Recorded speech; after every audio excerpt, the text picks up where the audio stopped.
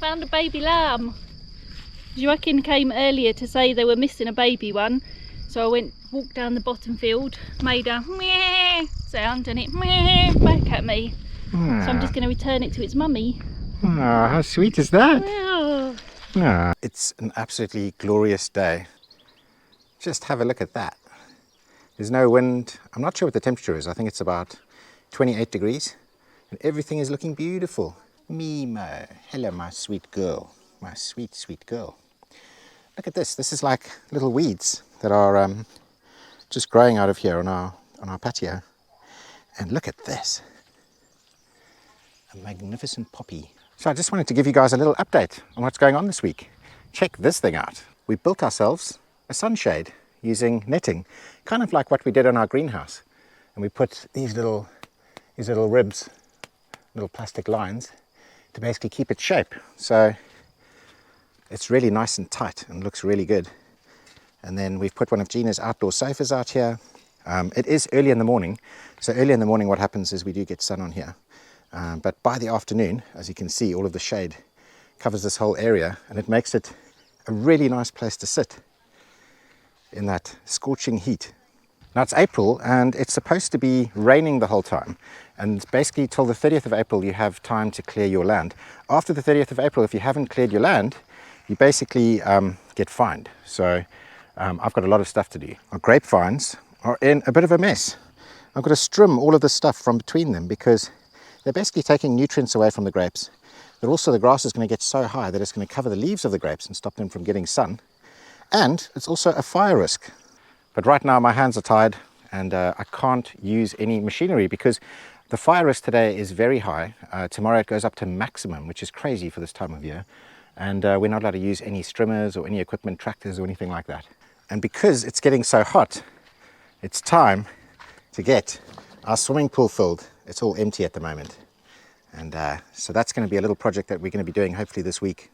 And then I just wanted to give you guys a little update on what's going on with our new garden. Check this out. So we've got some little seedlings on the go. I think we've got some broccoli over here. We've got some more lettuce over here. I'm not sure what these ones are on the side here. This bed is still empty. We've got a whole bunch of different types of lettuces here. Those are also broccolis, but they're a little bit older.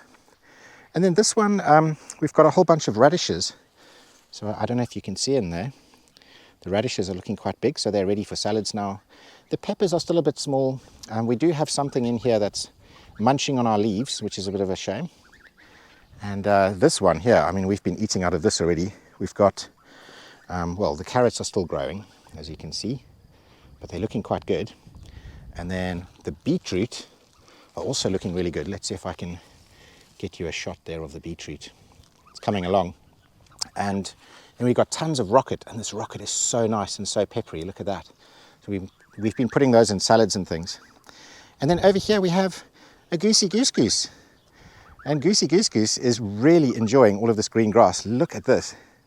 We now have a green lawn.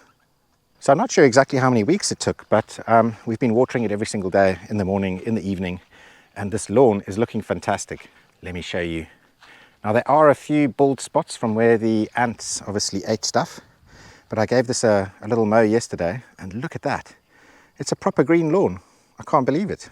Now we're almost at the end of the month, and at the end of this month, sadly, all of the grass is going to get cut down. We're going to give it to Joaquin so he can bale it up and he can feed his sheep. And it's looking absolutely fantastic. Now this is one of the worst areas of grass where we've only got a couple of tall ones. This is kind of like the driest part. There's not many nutrients in this section. But in the main fields over here on the side and going all the way down here, all the way down to the bottom field, it's absolutely fantastic. Let me take you down here quickly so I can give you a little peek. It's looking so good. And here, this is this shoulder height. I'm not sure exactly what this is. It's definitely some kind of cereal. But it's like shoulder height and it's looking magnificent. And peppered in between, we've got a whole bunch of like little flowers. Look at these beautiful little things. Look at these ones. They're like little orchid looking things. It's just so much variety and so many different types. Not as much variety as on the other years, but still really, really nice. And because I can't cut the grass, there's other jobs that I want to get involved with this week. One of them is sorting out this area. So we've got this big loquat tree, and in the summertime it provides really nice shade for us. And on the other years we had like an L-shaped sort of settee over here, and we had like a little fireplace over here, and yeah, it looked pretty good. And now it looks horrible. So I need to get rid of these bricks because they don't withstand fire. As you can see, they just crack with the fire, and it's just a big mess. So I need to get rid of all of these. I need to sort this area out, and we need to get some other garden furniture out here so that in the summertime we've got a really nice space that we can sit in the shade and enjoy the beautiful views. And we don't only have gooses, we also got a couple of new chickens, and they're very, very sweet. So these are 2 new chickens. Now the one that's sitting on the perch is very, very nervous, but this one over here is actually very relaxed, and it allows you to stroke it, allows you to pick it up. It's the friendliest chicken I've ever met in my life. From the day that we actually got her, she just walked straight up to our feet and just looked up at us, and we just picked her up immediately, and she just relaxes in your hand. So she's a really special little hen, and we need to make sure that she's well looked after. They're much smaller than our other chickens, and they're getting a little bit bullied at the moment, but I think they're very young, and I'm sure that they're going to settle in to their new home really well. So we have a little visitor here. Look there, that's a snake. I don't know if you can see.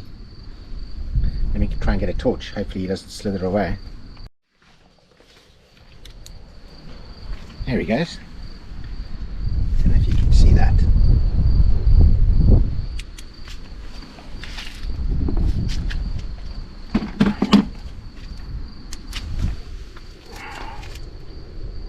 Wow, look at that. So I believe that's called a ladder snake. Can you see the patterns? It's got the 2 stripes going down its back, and then it's got what are like the rungs of a ladder. So that's a ladder snake, and they're pretty much harmless. Cool, and he's just sneaking into this little area over here. He's basically going to be underneath our pool. Now a few days have passed. I wonder if this snake is still underneath these stairs. The stairs that basically go up into our little pool. And we've got this little opening over here. This is for, there's basically like a valve in there, and that valve can let the water out the pool. So yeah, I don't know if I want to be sticking my hand in there anytime soon. The fire risk is still elevated. This is a couple of days later. We were hoping that on Saturday there was going to be a little bit of rain. It was looking like that, but unfortunately it's no longer raining on Saturday. It's going to be mega hot again going into next week, and that's going to cause a real problem for us because we've been pruning our olive trees, and we've had to stop work on that because we can't get rid of this waste. We can't burn this waste. This is the way that people generally get rid of like olive clippings. You know, when you have 100 trees and you've got huge piles of this stuff, it's the easiest and quickest way to basically get rid of it. So yeah, unfortunately we can't burn. I mean, look how dry this is. I mean, if you were to drop like a cigarette in here or something, it would go up, and you'd have a big problem because we've got lots of pretty dry grass all the way around, and then look at these fields over here. So one of the things I want to do is try and get a wood chipper. Now, to go through the kind of stuff that we've cut here, let me just show you, like this kind of stuff. I mean, this is big stuff, you know. You need a wood chipper that costs at least $1,000, not one of these little electrical ones that you buy in the shops. And unfortunately, that's not in our budget at the moment. So my only option is to really hire something like that. Now, I've been asking around, and no one that I've asked knows where you can hire something like that. So I did look on, I looked online, and there was like a place that basically sells stuff for like forestry equipment, or sorry, they hire forestry equipment, but they hire like really huge chippers, and that's not really something that we need. They're also based up in Porto, and I think the transportation costs and everything will be crazy. And so for now, we've done, I don't know, about 1/3 of all of our olives, and we've got a whole bunch that aren't going to be trimmed this year. So I want to go into our bottom field here. I've got some camera traps, and I want to have a look and see what we've caught. Now, we were given these amazing cameras by Pruning, and on the very first day that we set them up, the very first video that we recorded was of an African genet. It was the most amazing clip, and I was super excited because I thought, wow, you know, we're going to capture lots and lots and lots of animals. Unfortunately, since then, it's been rather slow. You know, we've caught lots of birds and things like that, but not so many animals as I was expecting. However, we did manage to get a fleeting glimpse of an African mongoose. Now there's quite a few of these African animals. There's the African genet, the African mongoose, you know, so on the other side of the Mediterranean to where we are, obviously this is where these animals are coming from. And they were introduced about 1,500 years ago, according to Google. They don't really know exactly when the mongoose came, but yeah, it's really interesting to have these African animals here. And another thing that we managed to capture was a very fleeting glimpse of a wild boar. And this wild boar basically is at the fence. It's on the very right-hand side of the video. I'm playing it in slow motion now so you guys can see. As soon as the camera activates and the infrared lights come on, it basically freaks it out and it runs off into the darkness. It's quite bizarre seeing the farm like this in April. Look how dry everything is. Oh look, it's like a little mouse hole or snake hole or something like that. But yeah, look how dry this ground is. And right now it should be like soggy and wet and damp from all of the rains, all of the April rains, which never came. One of the best places to grow grass on our farm is kind of this middle section over here.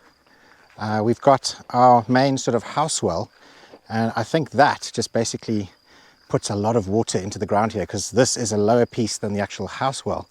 So I think it all drains from there, goes into this section, and it's green and lush. We can see we've got some of these clovers that have popped up here. These put nitrogen back into the soil, so they're quite good to plant now at this time of year, especially when you're going to be doing things like corn. Corn is generally the summer crop that they plant here, or at least the sheep farmers plant here, because in the summer when everything dries out and the fields are all dry and dusty, you can't really grow grass. You also can't, I mean, even if you could grow grass, you can't actually have grass on your farm at this time of year because it's a fire risk. So what they do is they grow corn. The corn doesn't burn, well, not until it's dry, and it makes a really nice green crop that the sheep can eat. So that's probably what's going to be happening a little bit later this year. We're probably going to get some corn planted and get those ready so that Joachim's sheep have got some stuff to eat in the summertime. Now there is a type of clover that I was trying to find. I can find it here, but it's not a very good specimen of it. I think it's a type of clover. I'm pretty sure it is. But as you can see, it's beautiful. It's this red, crimson sort of color. But this one's still coming into maturity. Those are definitely one of my favorite little flowers to see here in the springtime. And I wonder if I can find one that actually has opened up properly and you can see all of the magnificent colors. I'm really going to miss all of this, just all of these beautiful wildflowers that just pop up and just absolutely cover the place, just blanket it. So amazing. So one of our wells is just over there, and it's a really good well. It never ever runs dry. It's usually quite high up. And as you can see, look at the quality of the grass here. It's looking fantastic. Really, really good. It's starting to get a little bit drier on this side, but still like really nice tall heads on these. Pretty much shoulder height or just above. Yeah, I'm just trying to take it all in because pretty soon all this grass is going to be gone. And it's a real shame, but it has to happen. It has to happen for safety reasons. It has to happen so that our neighbors' sheep have got something to eat. This is going to be a really tough and challenging year. And so, you know, we really have to try and help them as much as possible so that his sheep have got lots of food so they can produce milk, so they can make Swalera cheese, which is a famous cheese, and you should definitely try it out, by the way. If you come to Portugal, try and see if you can get some of that cheese. And yeah, take it all in, everyone, because soon it's going to be dry and dusty. There is actually one more thing that I wanted to mention about all this long grass. As nice and beautiful as it is, it's very infested with ticks. And I think that's probably because, you know, because we have sheep on the fields and stuff like that. But yeah, whenever we take our dogs down here, we pull a whole bunch of ticks off them.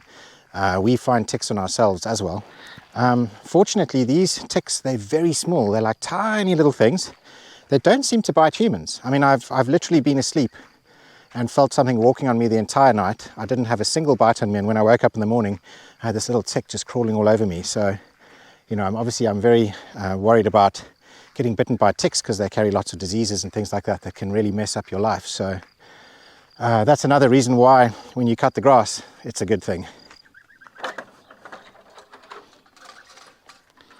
Goosey, goosey. What's going on, my little goosey ganders? Hello. So they're getting huge. Come on, goosey, goosey. Come on, my boy. That's a good goose. Look, he's getting all of his feathers. He's got some amazing like little shield feathers going on down there. His tail feathers are coming out. He's looking fantastic. getting a goose was something that I kind of didn't really think would be a good idea, because I always heard that they were like really aggressive and you know, that they attack you and stuff like that. And honestly, these geese are the coolest farm animals that we've got so far. Obviously they're not as cool as our dogs, but they're actually quite similar to dogs. I mean, they really are aware of you. They follow you around. You know, when we walk around the farm, they actually follow us. They've actually followed us right around the entire farm before. And they're very talkative. They're overly dramatic, which is hilarious, and they just make the most amazing pets. Obviously they haven't fully matured yet, so we don't know if these guys are going to grow up and suddenly turn into maniacs and start attacking everything. But for now, they are just the sweetest pets, and I'm so glad that we got ourselves geese. What's happening, Gina? I want to show them what I painted yesterday. Oh, cool. Okay. Look. Wow, look at that. That's awesome, baby. Cherry Blossom, is that your artistic name? Are you called Cherry Blossom now? No, I'm kidding. I'm joking. No, that looks great, man. Wow. Excellent. Yeah. That's a gorgeous little postcard. Yeah, it's pretty. I'm quite impressed with that. I'm very impressed with that. Yeah, even got shadows. Well done. Our neighbour Fernanda has been showing me how to get pine nuts out of pine cones, and I don't know if you can see, but just inside the pine cones is these little black pine nuts like this. I've just pulled one out, and then this is the shell, and what you have to do is crack it, and inside you have a little pine nut, which I cracked a bit hard, but they're very tasty. And you can see why they're so expensive to buy in the shops, if you have to do all of that picking, cracking, but they're lovely. So it's goodbye from me, goodbye from the friendly chicken, goodbye from Ken and all the doggies and all the other animals on the farm. I'll see you same time, same place next week. Say goodbye.